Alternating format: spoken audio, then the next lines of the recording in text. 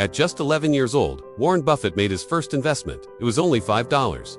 But that small decision would eventually turn him into one of the richest men in the world. Here's what most people don't understand about that moment. Most kids at 11 worry about toys or school, but Warren Buffett was already thinking about money. He bought his first stock, Cities Service. Price, $38 per share. Right after he bought it, the price dropped to $27. Imagine being 11 and already losing money.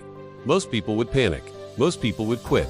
But Buffett didn't. Instead of selling, he waited. Slowly, the stock climbed back up. $30, $35, $40. Finally, when it hit 40, he sold. Small profit. He felt proud, like he had figured it out. But then something happened. Something that changed his entire mindset forever. That same stock didn't stop at 40. It kept going. 50, 100, $200, eventually crossing $200 per share. That's when Buffett realized something painful. He didn't lose money, he lost patience.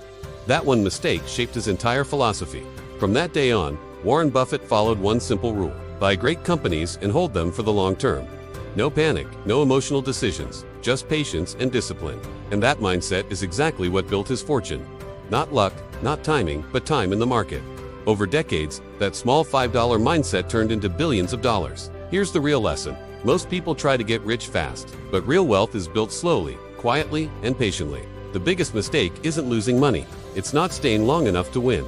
If you want to understand how billionaires really think about money, subscribe now, because the next story might change how you invest forever.